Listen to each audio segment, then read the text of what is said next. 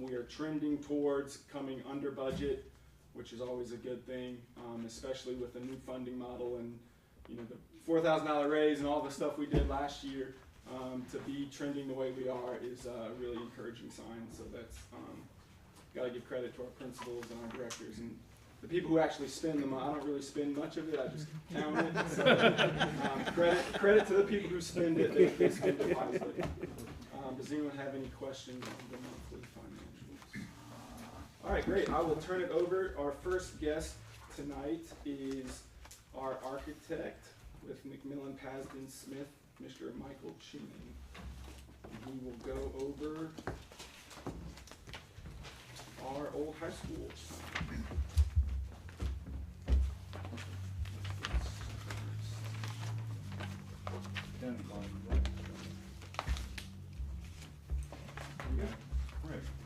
Well, first of all, let me say thank you to Dr. Taylor and to the board for the opportunity to come and speak to you all tonight. This is exciting because it's a project we've talked about, we've worked on for a number of years, and I think that we're finally gaining traction, we're making headway. I think we've got a really good plan moving forward. So what I'm going to do tonight is give you all a high-level overview of kind of what we've done, where we are, look for some of your feedback. But before I start, I want to say that I've actually visited the Greenwood High School branch bank that you're talking about. Very impressive. It is really remarkable what they're doing over there. So I compliment you guys on undertaking that. So like I said, we've been working on this project for some time. I feel like we've made a lot of good progress. We've met with the administration a number of times. We've met with some of the end users that are involved in the project. And let's go ahead and take a look and see where we are.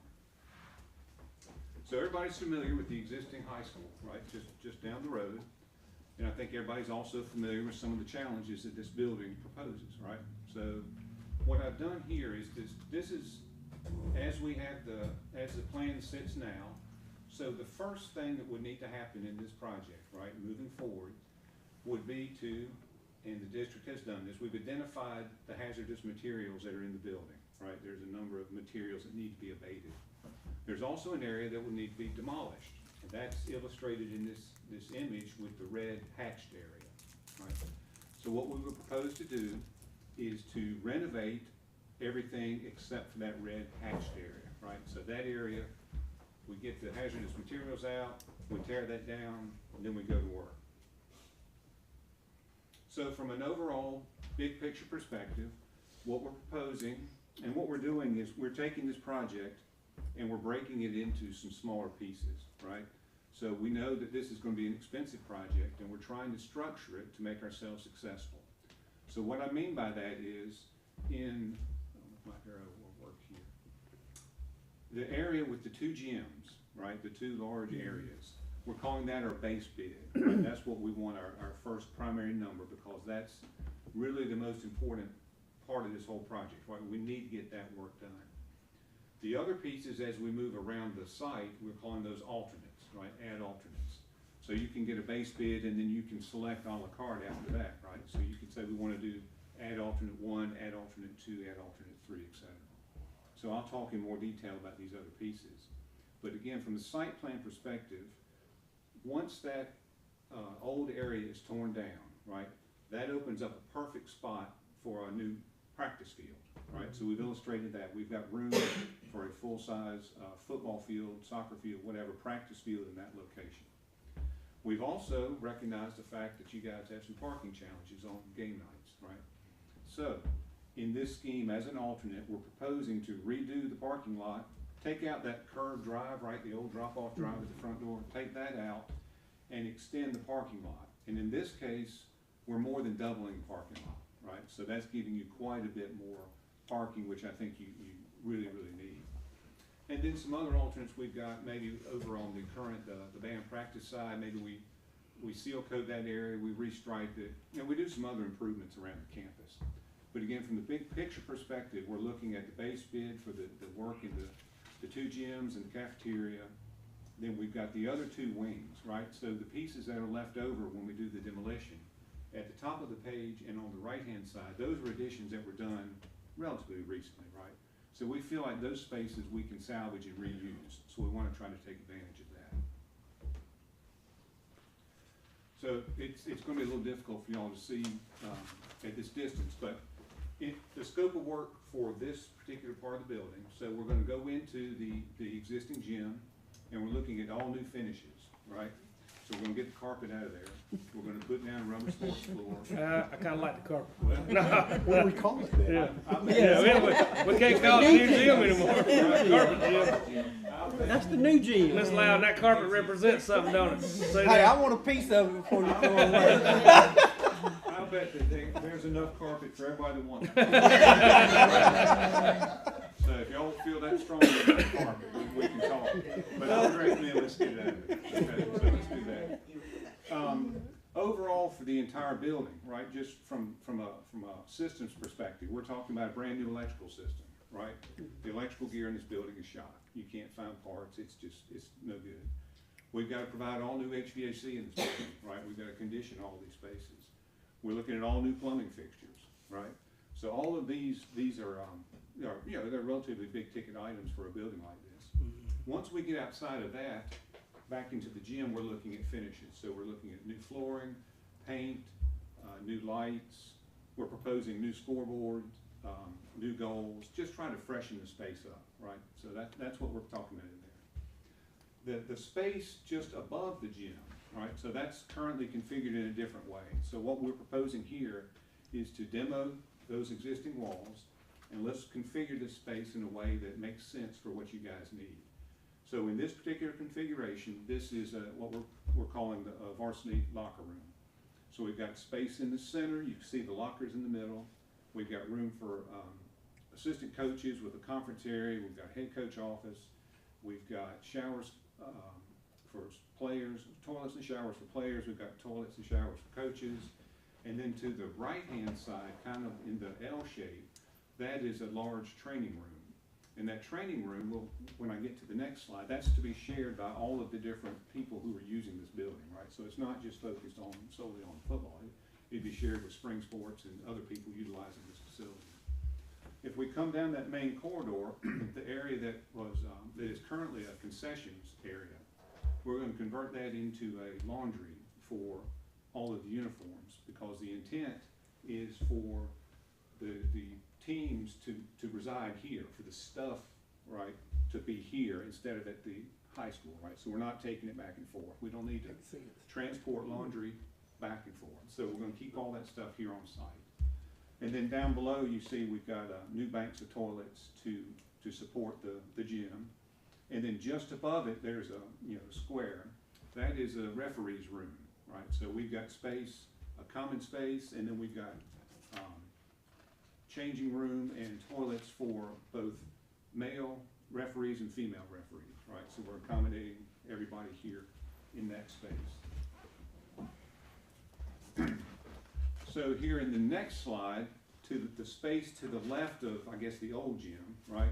So we're taking all of that space, which is currently maintenance, right? And we're going to create what we're calling the JV locker room there. So that space is completely taken up with lockers. We've got room for coaches. We've got toilets, and then we've got direct access to the north of the page out to the field. This gym, similar to the other gym, right? So we're looking at finishes again. We're looking at new HVAC, lights, paint, scoreboards, goals, etc. Just a facelift for this gym. The intent is to keep the gym floor, the wood floor, unless it needs to be refinished. We'll just protect it and do the work in this space.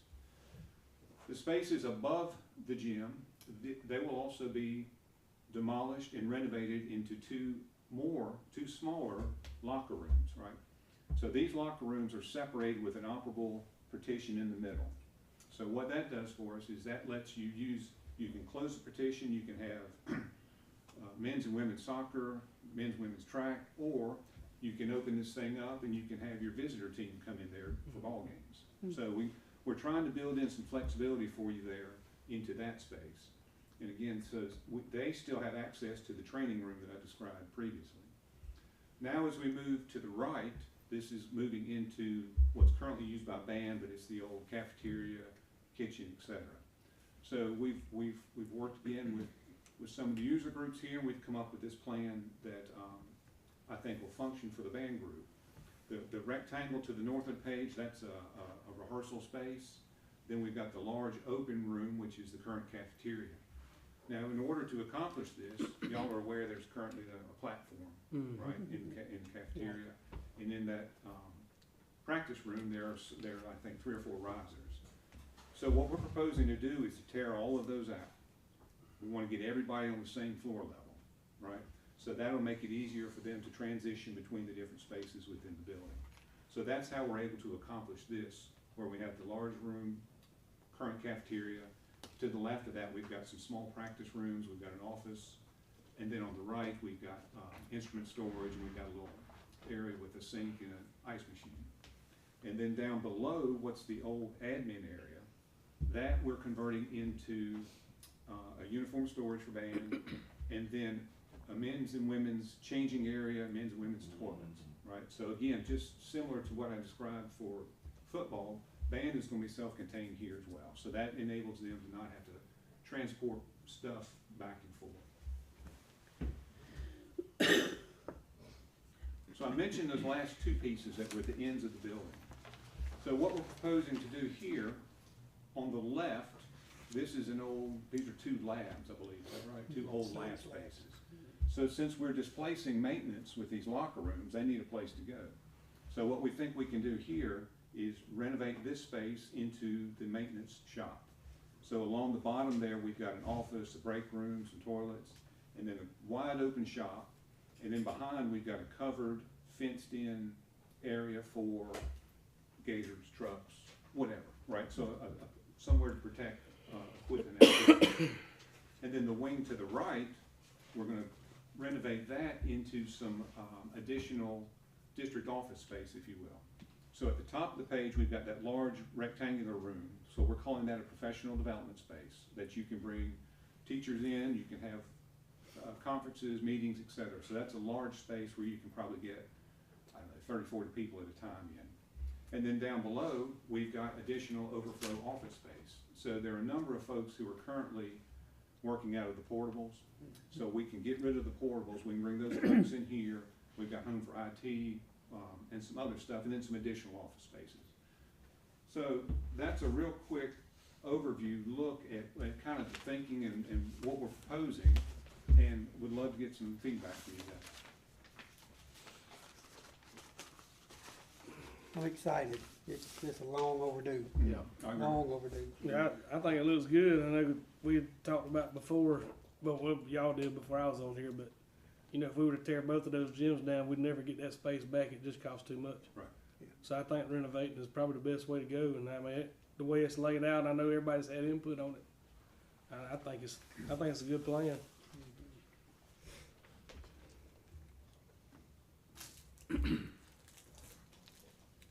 What kind of time are we looking at? So just kind of big picture, Andrew in the district, they're in the process now of, y'all talked about this, pre-qualifying for CM risk contractors. So I believe those packages come in near the end of the month. 24th. Yeah, 24th. So once that happens, there will be a general contractor on board that will be providing you with pre-construction services. So we'll work together with those guys with our plans to develop a schedule and then further develop a budget, right? So once they get to work, we'll have a real good idea of exactly where we are, right? And that'll give us the ability to adapt if we need to. Our schedule is to have our drawings and everything wrapped up to get to OSF by the end of May. That's where we're shooting for. So there's still some scheduling things we've got to coordinate between the different groups to figure out exactly how we're going to do this, but we're full speed ahead. We're getting our consultants engaged, mechanical, electrical, plumbing. So we're excited to be working on it. Everything's broken down in the different projects. So what's the money? I mean, rough estimate on each part, I guess, or total project, or I can't speak to each part. I haven't done that. okay. We've been estimating it. Didn't you have a number? Yeah.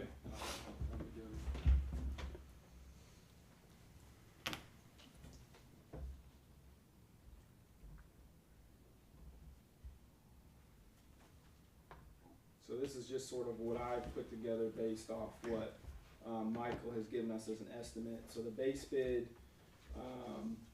The total square footage of all of that is 42,555 square feet. The estimate for Michael on a renovation of this magnitude is $275 per square foot. So the base bid would be just under 12 million. The maintenance shop is a little over $1 million, and so is the PD room office space is a little over $1 million. And then the additional, the parking lot and the practice field, that $1 million is just like a super rough estimate. I did some Googling, and I'm probably overestimating it a little bit, but you know, so that just puts us right around just shy of $15 million. That's for the whole whole project. Whole entire thing. So obviously, like Michael said, once we get the GC on board, hopefully they can help us save some money. But you know, worst case scenario, if we can only afford the base bid, you know, we'll have to go that route. But we'll get a better idea of pricing then. But this is how it breaks down as of now. Well, I'm gonna throw this in there too. I think the whole thing, with it still being there, was I mean, to me, when we built a new place, the other should have been gone. So, in my opinion, if we're gonna spend this much money on doing one part, we might as well do it all, be done with it. That's how I feel. With the emphasis being on the gyms and the band room, because that's the necessity, the biggest need right now.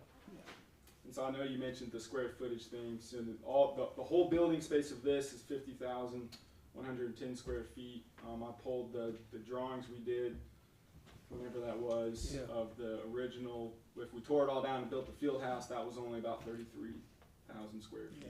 Yeah. So we're getting almost 17,000 more square footage. And if everything goes as planned, the resolution, everything goes like it's supposed to. Roughly, how long would it take from breaking ground to completion? Maybe not on the whole thing, but at least the parts that we need.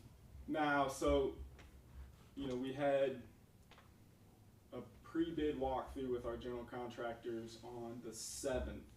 We had 9 different contracting companies have representatives. So in talking with some of them, and then some of Michael's expertise in doing this before, they anticipate, if all goes well, they can get it done within a year. And then in talking with some of them, you know, they've said they've had projects where they can prioritize. We'll do lockers first, seal everything else, still be able to work, use lockers. So, you know, all that sort of scheduling stuff we'll get a better idea of once we get the GC on board. Gotcha. So there's possibilities there where they can structure things to allow us to still use some parts and not others. And, you know, those guys do stuff like this all the time. So. Yeah, they do, and I think it can be done in a year, with the exception, you know, my asterisks. Some materials right now are a year out. Switch gear, mechanical, I mean, that kind of stuff is way out there, so that we can't really control that. Right.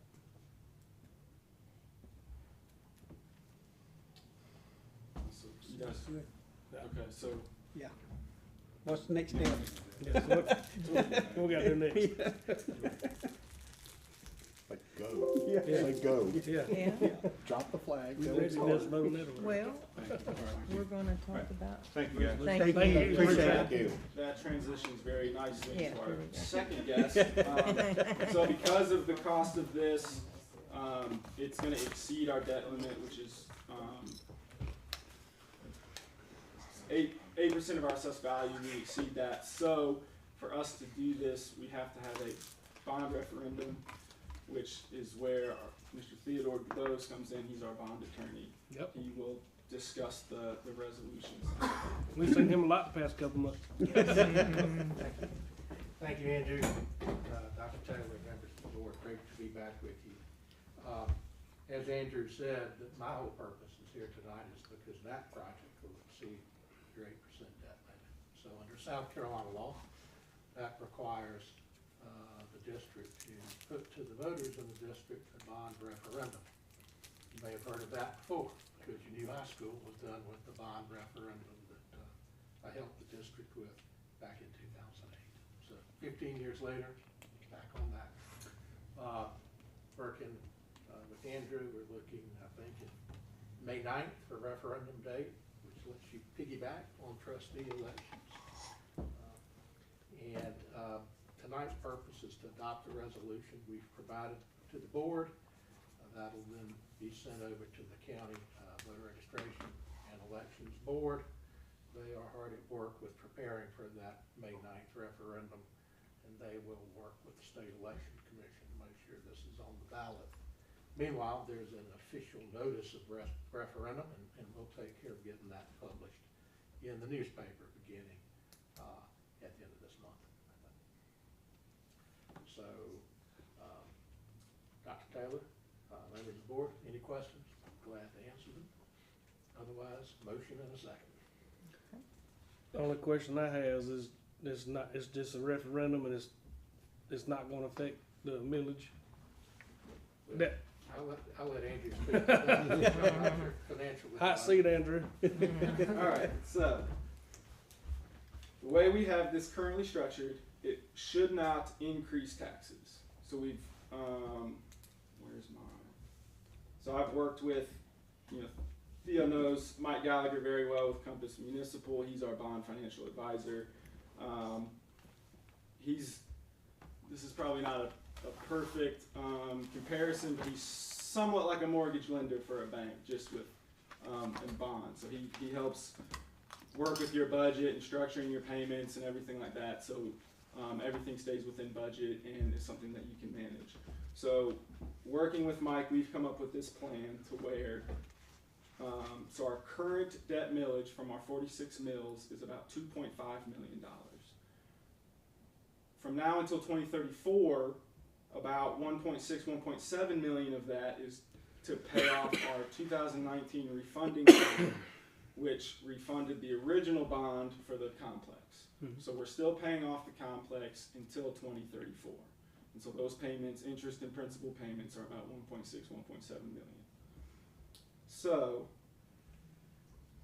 the plan is to, that difference between the 2.5 and the 1.6 or 7 that we're owing now is to build in our referendum payment. So to get the 15 million to where we can fit it within that 2.5 limit, we got to stretch it out over 20 years. And so this graph here is a nice visual representation of it. The blue bars that you see are the 2019 bond payments. So there's years at the bottom, which I can't. Yeah. Yes, So they date back to 2024. 2015. Yeah. So the orange bar is the just our general obligation bonds, like earlier when we approved the 850,000 for some of those maintenance projects. Those are the orange bars. So 2024, we won't have our first referendum payment until the fiscal year 2025. It'll be in September 24. So we will still have, it works out to be about $940,000 next year where we can issue bonds for maintenance projects. And then starting in 2025 is when our referendum payments will begin. And that's the purple bar. So if you can see the way we've got it structured, we're leaving ourselves a little cushion, the little yellow portion at the top for some maintenance stuff that might arise. So if you look at this breaks down the payments. So there's the 1.6 or so for the, in column C there, right here, for the 2019 refunding bond. And then our estimated referendum payments from 2025 until 2034 will be about 750,000. And we'll have about 200 left over in cushion to play with however we need to. And then starting in 2034, whenever we pay off this 2019 refunding bond, we'll ramp the payments up to about 1.7 million on the referendum to get it paid off by 2044. Okay. Now, just because that's the way we've structured it here, we have some wiggle room, we have some flexibility. So like right now, our cash position is very healthy. We have about, depending on the time of the month and payroll and all that, we have between $8 and $10 million. Most of it's invested in a mutual fund or with the local government investment pool. So we could use some of that to pay off this project. The only reason we're not initially planning to use that money is because of the unknowns with Fujifilm, Right. some of our local tax revenue. Mhm. So we're keeping that good cash in our back pocket just until we can see what happens with Fuji. So we're using it as savings basically. Essentially, We're yeah, just holding on, we're just because, holding on to it. yeah, because we don't know the full impact of Fuji, Right. and we know we'll eventually get some Teijin money. But starting about 2025 until, depending on the fee agreement between Teijin and the county, it could be 2027, 26, 28, 20. Yeah. Yeah, We'll eventually start getting Teijin money, so we're gonna have a couple years where we could potentially be pretty lean, which might be good to have some cash. Yeah. Yeah. If the Fuji impact is less than anticipated, or they get a new company to occupy the Fuji space and we don't have a downturn in our local revenue, we can then make early principal payments on this bond. Where we'll set it up as like a trust, make payments into the trust, and then, you know, when it's time to pay it off, we'll, you know, it's essentially how it'll work, but we'll be making early principal payments to pay it off early. Or there's at 10 years, there's a call option, which is where you can just pay off the remaining balance at 10 years in 2034, if money's If we have. available. Gotcha. So we've got some flexibility, so this is the plan to get it, to structure it all within our current budget, but we do have some wiggle room, to where we can pay it off early, if we need to. All right. Because if you recall, we've sort of put a 10-year remaining useful life on this building, which is 2034. So if we're still paying the referendum off in 2034, we can then do the same thing we're doing here. Overlap our payments on whatever we're doing in the primary school until 2044, Yeah. and ramp them up after that. Or if things are going really well, we'll pay everything off in 2034 and have our whole debt millage amount available for the primary school in 2034. Let's shoot for that. yeah, that's what we're saying. Yeah, that's my There you goal go. too. There you but, go. I guess when you Good call idea. Greenwood County and Yeah. get them, keep business development. That's right. going. Keep it Um, coming. So that's how it all, the money side of it works. So we've got it structured within our 2.5 million annual debt revenue. And also, if you look at this last page here, our fund balance is 2 million in our debt service fund. So we're only operating out of the 2.5 we generate every year.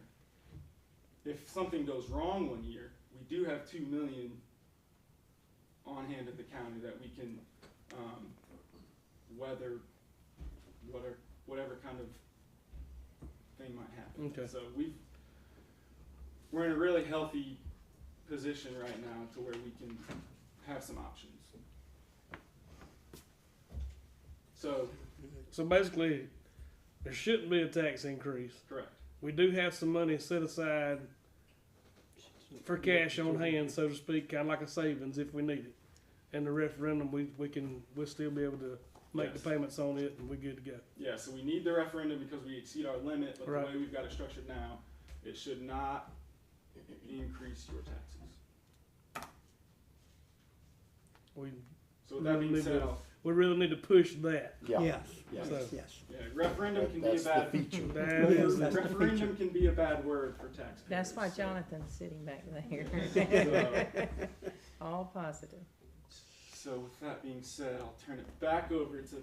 Cool. Thank you. Yep. Appreciate your homework. Good job. Yeah, good job. So at this point, we need a motion and a second for our For the referendum. resolution. Resolution. I'll make a motion that we approve the resolution as proposed to us. I'll second that. There's a motion and a second. All in favor? Aye. Aye. All right, that's passed. Thank you. All right, we need to sign and do all You this. wanna sign it all now?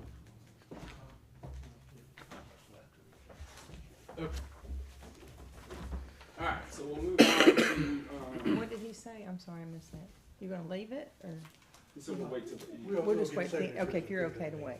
Thank you. So I'm gonna disconnect this so you don't see all my notes, but Okay, so what was next on the agenda? I know I had more I had to talk about. Update on procurement. and- Procurement, yes, Yeah. okay. So building off of the procurement, talking about the general contractor, as I said, the construction manager at risk solicitation has been posted. We had a pre-bid walkthrough February 7th.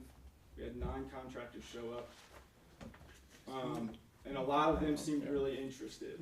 I think, it's a big project. It's probably something that they would want to do. So we had a lot of interest.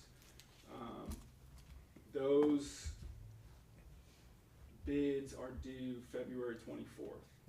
So then once we get those, we'll have an evaluation team evaluate, rank them. Top 3 will then have an interview where we will interview them, we will re-rank them, and then we will go from there. So hopefully we'll have all that done by March, the next March board meeting.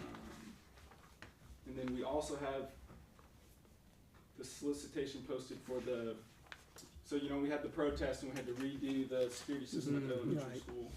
So we decided in redoing it, just to make it a little easier for companies to bid on, because cameras, all that stuff is connected, but also there's different contracting licenses for the different fence and the cameras, and so we decided it'd be cleaner to bid them out separately. So cameras are on state contract, so I'm currently in discussion with 3 camera companies, providers who are on state contract to get quotes. I've gotten 1 quote. I'm still waiting back for 2 more. Charlene's probably seen us walking around the elementary school with these different companies.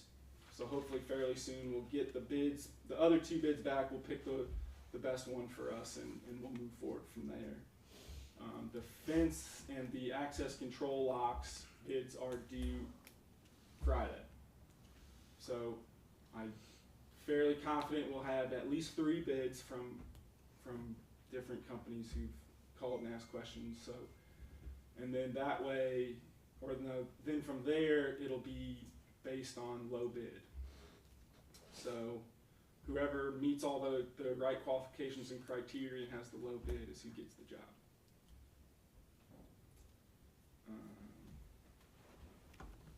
And then we have some things. Update on upcoming budget. Yeah. I had a couple more procurement things. So our playground is scheduled to be delivered and installed in May at the primary school. And then we have some things on the horizon is our lawn care and our maintenance contract with McAllister's is up. It's been 5 years, so we need to rebid that one back out. So I'm gonna put that one out probably in March once some of these other ones get resolved. Charlene wants canopies, awnings outside of the elementary school, so we'll get that one out pretty soon. And then the primary school also needs cameras, which once we pick the camera provider for the elementary school, we'll probably just use that same one to come over here and help us determine our need, and we'll go from there. So once the elementary cameras get in, we should be able to get the primary school cameras in pretty quick after that. Okay, update on the budget. So Governor McMaster has put out his executive budget, and the big thing there, I think, for our concerns, I think Lindsay just wrote an article about this, is he's proposing a $2,500 increase to each step of the state minimum teacher salary scale. So that's pretty much what he did last year with the $4,000, but this year it's $2,500. His goal is to bump it up to $50,000 by 2026. So this is going to be a recurring thing. Yeah. But just like it was last year, if you were over the new state salary minimum, you don't necessarily have to give your teachers a raise. So the new minimum with the $2,500 would be $42,850, or no, $42,500, and our current minimum now is $42,850. So technically, we don't have to do anything, but it's a cold war to get teachers and staff amongst districts. So I don't know if it'd be advisable to do nothing. I agree. So that's something. So a $2,500 raise for all our certified staff, with benefits, retirement, all that, is just shy of $400,000, $390,000. The governor is also proposing a $2,500 retention bonus for all eligible public school teachers. The caveat there is you have to be continuously employed throughout the 23-24 school year. And then they're also proposing a $2,000 retention bonus for bus drivers who are continuously employed throughout the 23-24 school year.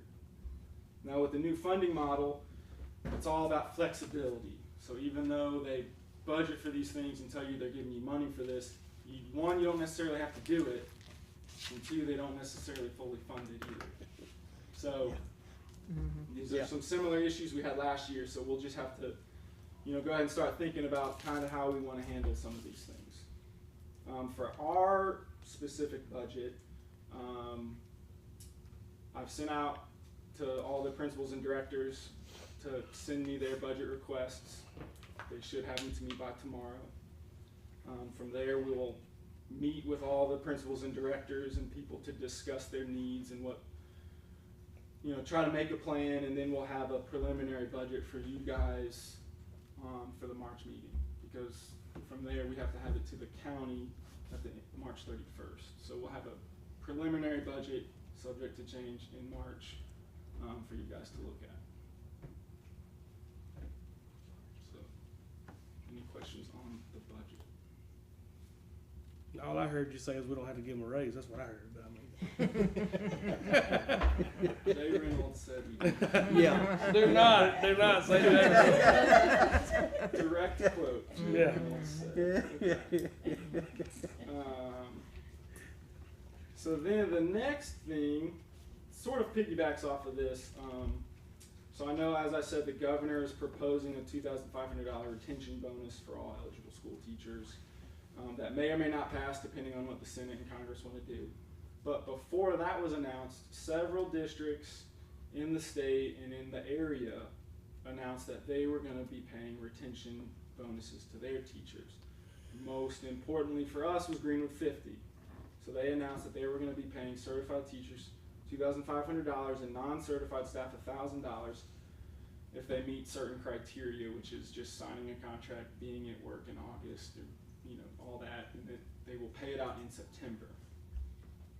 Aiken County, Mr. Spadero's hometown, they decided that they were going to pay a $10,000 signing bonus to any new middle school and high school math, science, and special education teachers.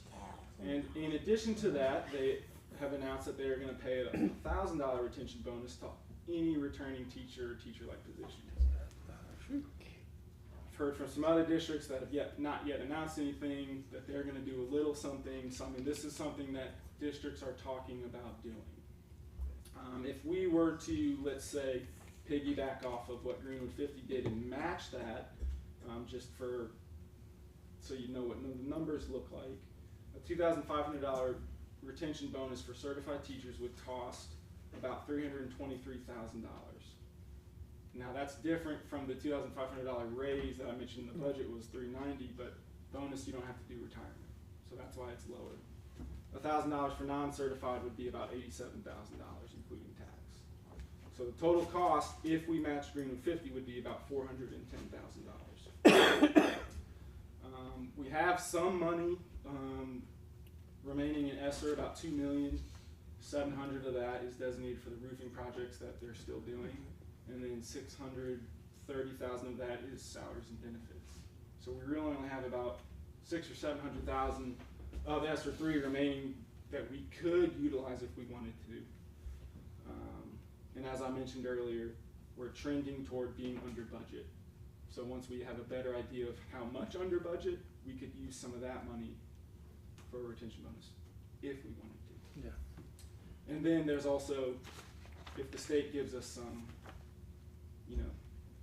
so there's a lot of moving pieces. So I guess we just wanted to test the waters to see what you guys thought about retention bonuses.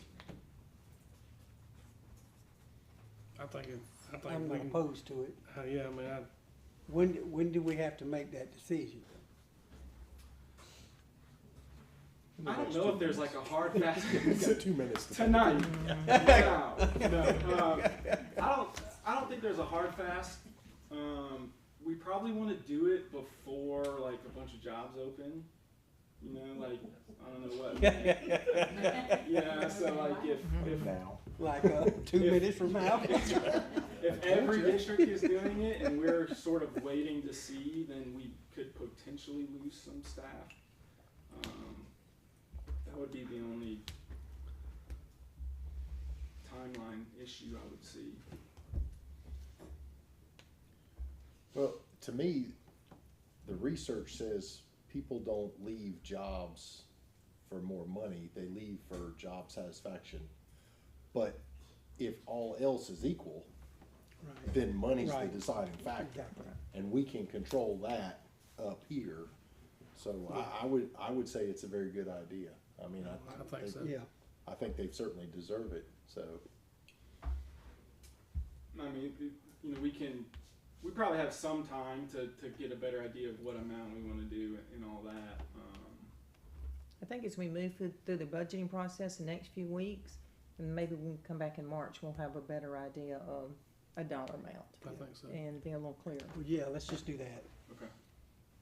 And that we are gonna do something, we just don't know how Right. much. Right. That's what Yeah. we're agreeing to Yeah, now, yeah, so. right. Perfect.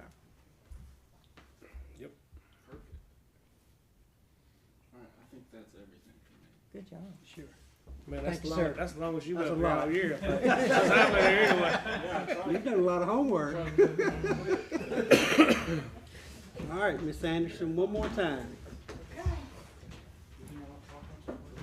Direct from the front line of the Cold War. I bring you some recommendations for hire tonight. These recommendations for you candidate A, B, and C that I place at your table are to fill some of the existing positions that we've had. We've had two primary school teachers who indicated they were going to retire at the end of the school year. And so we went ahead and posted those jobs, so you have recommendations, candidate A and B for those jobs. We have special education needs, and the third, candidate C, is gonna be used to fill a special education slot that we have. So I bring before you tonight A, B, and C, requesting a motion that you accept these candidates, a second and a vote, so they can officially be hired. All right, guys, you'll have that in front of you. I'll need a motion and a second to approve candidate A, B, and C. We can do them all at one time. I make a motion that we, select all three of them. Okay, there's a motion, is there a second? I'll second that. There's a second, all in favor? Aye. Passes, thank you. Thank you. All right, the board has hired Tricia Boatwright as a primary school teacher, and Michelle Davis as another primary school teacher. And the board has officially hired Emily Ann Whitaker as a special education teacher at 96 High School. So Kelly, you make the calls when we leave here, and I'll make Emily's, or you can make Emily's, okay? Cause I know they're waiting on them. Okay? Alright, so I need to give you a hiring update at this time. We have some resignations from some classified folks that Dr. Taylor has accepted. As in accordance with policy, she's accepted the resignation of Kashiva Hintz, who was employed in the 96 high school cafeteria. Ashley Terry is gonna finish out this year at 96 primary school, and then she's going to resign at the end of the year. And so that job will be open for hire. And Ms. Sharon Brown has resigned her position. We're looking forward to putting Ms. Sharon Brown's job out pretty soon for hire. All right, so you have on your job opportunities page, we're down to looking for a speech pathologist. We currently do a third-party contract with someone for this service. It is the feeling that face-to-face services may be better than virtual, so that's out there. That's probably the tallest order in the whole world that can be out there right now, but we're gonna see what we can find. We also have another special education teacher that's out there as well. So, then we have a floating child nutrition. They're still actively involved in interviews for that position, and I hope to have that hired very soon. So round about Thursday, you're probably gonna see some more jobs go out. And these will be jobs that, you know, are coming known to us. And so basically, I guess what I'm trying to say is we're pretty much okay right now with what I know. But you got to remember that people don't have to tell you till April. So yes, you do need your bonus in place way before that, because this can be very hard if you don't. It may increase your list, it may do all kinds of things, so yes. And that needs to be known, whatever that's gonna be, because it's a recruitment tool. So I appreciate your consideration on that matter. That's the hiring update. Are any questions on that before I move to the next item? Okay, in your packets on page 65, I bring before you tonight the administrative contracts for 23-24. This is the district administration. This is also employees with inside the district office, school principals, and APs, and your maintenance staff. And I'm asking for a motion to approve these contracts for the 23-24 school year. All right, we got that in front of us. Is there a motion and a second? I'll make a motion that we approve the contracts. Second. There's a motion and a second, all in favor? Aye.